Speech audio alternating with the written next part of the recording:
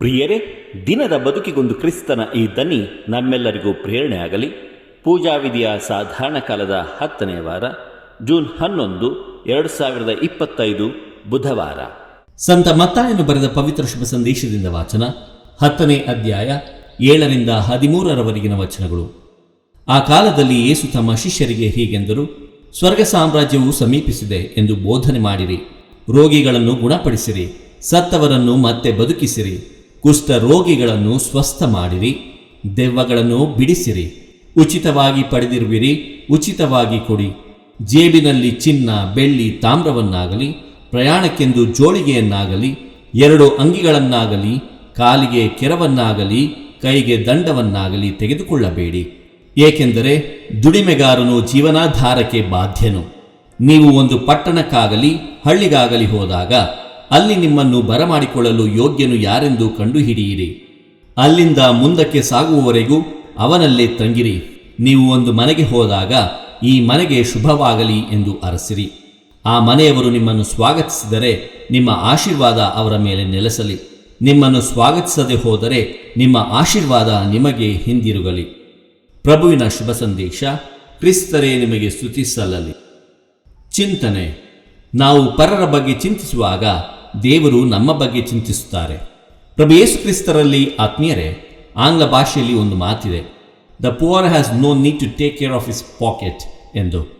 ಇಂದಿನ ಶುಭ ಸಂದೇಶದಲ್ಲಿ ಕ್ರಿಸ್ತ ತನ್ನ ಶಿಷ್ಯರಾಗಬಲ್ಲವರಿಂದ ಬಯಸಿದ್ದು ಇದೆ. ಯೋಚನೆಗೊಳಪಡಿಸದ ಬಡತನ, ಚಿಂತೆಗಳಿಗೀಡು ಮಾಡದ ನಾಳೆಗಳು, ಜೀವನದಲ್ಲಿ ಯಶಸ್ಸು ಕಾಣಲು, ಸುಗಮ ಜೀವನ ನಡೆಸಲು ನಾಳೆಗಳ ಹಾದಿ ಹೇಗೆ ಎಂದು ಮುಂದಾಲೋಚಿಸುವುದು ತಪ್ಪಲ್ಲ. ಪ್ರಿಯರೇ, ಅದು ನಾಳೆಗಳನ್ನು ತೃಪ್ತವಾಗಿಡಬಲ್ಲದು. ಆದರೆ ಇದು ಸಂಸಾರ ಭಾರ ಹೊತ್ತವರು, ಸಾಧನೆ ಹಾದಿಗೆ ಯಶಸ್ಸನ್ನು ಬಯಸುವವರು ಆಲೋಚಿಸುವ ಸ್ವಾಹಿತದ ಹಾದಿ. ಆದರೆ ಕ್ರಿಸ್ತ ತನ್ನ ಹಾದಿಯ ಜಾಡು ಹಿಡಿದು ಬಂದವರಿಗೆ ಬಯಸುವುದು ಬೇರೆಯೇ. ತನ್ನ ಅವಶ್ಯಕತೆಗಳನ್ನು ಮರೆತು ಇತರರ ಒಳಿತು ಬಯಸುವ ಪರಹಿತದ ಹಾದಿ.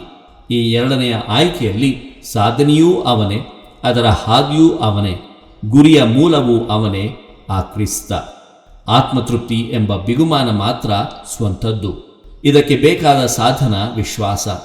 ನಾಳೆಗಳೇನೋ ಎಂತೋ ಎಂದು ತಿಳಿಯದೆ ಸ್ವಜನರಿಲ್ಲದ ನಾಡಿನಲ್ಲಿ ಕಠಿಣ ಪರಿಸ್ಥಿತಿಗಳಲ್ಲಿ ಸೇವಾ ಕಾರ್ಯದಲ್ಲಿ ನಿರತರಾಗಿರುವವರು ಇಲ್ಲಿ ನೆನಪಾಗುತ್ತಾರೆ. ಅವರ ಆತ್ಮತೃಪ್ತಿಯ ಸಂತೋಷದ ಕಿಡಿ ನಮ್ಮ ನಾಳೆಗಳ ಒಂದಿಷ್ಟು ಒಳಿತಿನ ಕಾರ್ಯಗಳಿಗೆ ಭರವಸೆಯ ಬೆಳಕು ತುಂಬಲಿ. ಕ್ರಿಸ್ತನೇ ನಮ್ಮ ನಾಳೆಗಳ ಭರವಸೆ ಎಂದು ನೆನಪಾಗಲಿ. ಪ್ರಿಯರೇ, ಇಂದು ನಾವು ಪ್ರೇಷಿತ ಸಂತ ಬಾರ್ನಬರ ಹಬ್ಬವನ್ನು ಆಚರಿಸ್ತಾ ಇದ್ದೇವೆ. ಇವರು ಸೈಪ್ರಸ್ ದ್ವೀಪದಲ್ಲಿ ಹುಟ್ಟಿದರು, ಆದರೆ ಇವರು ನೆಲೆಸಿದ್ದು ಜೆರುಸಲೇಮಿನಲ್ಲಿ. ಪ್ರಸಿದ್ಧ ವಿದ್ವಾಂಸ ಗಮಲಿಯೇಲ್ ಶಾಲೆಯಲ್ಲಿ ಸರಿಸುಮಾರು ಪೌಲನ ಕಾಲದಲ್ಲಿ ಶಿಕ್ಷಣ ಪಡೆದಿರಬೇಕು. ಇವರು ಪಂಚಶತಮ ಹಬ್ಬದಂದು ಕ್ರೈಸ್ತರಾದರು. ನಂತರ ಯೋವಾನ, ಮಾರ್ಕ ಮತ್ತು ಪೌಲರು ಸೈಪ್ರಸ್ ಹಾಗೂ ಟರ್ಕಿ ಪ್ರದೇಶಗಳಲ್ಲಿ ಧರ್ಮ ಪ್ರಚಾರ ಮಾಡುತ್ತಾರೆ.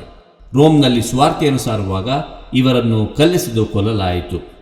ಪ್ರೇಷಿತ ಸಂತ ಬಾರ್ನಬರೇ, ನಮಗಾಗಿ ಪ್ರಾರ್ಥಿಸಿರಿ. ದೇವರು ನಮ್ಮೆಲ್ಲರನ್ನು ಆಶೀರ್ವದಿಸಲಿ. ಇದು ಧನಿ ಮಾಧ್ಯಮ ಮನೆಯ ಕೊಡುಗೆ. ಧ್ವನಿ ವಂದನೆಯ ಸ್ವಾಮಿ ಶಾಂತಕುಮಾರ್ ಜೆ, ಬೆಂಗಳೂರು ಮಹಾಧರ್ಮ ಕ್ಷೇತ್ರ. ಪ್ರಿಯರೇ, ಈ ಚಾನೆಲ್ ಅನ್ನು ಸಬ್ಸ್ಕ್ರೈಬ್ ಮಾಡಿ ಪ್ರತಿದಿನ ದೇವರ ವಾಕ್ಯವನ್ನು ಆಲಿಸುತ್ತಾ ಅದನ್ನು ಇತರರೊಂದಿಗೆ ಹಂಚಿಕೊಳ್ಳಲು ನಮಗೆ ನೆರವಾಗಿರಿ. ಧನ್ಯವಾದಗಳು.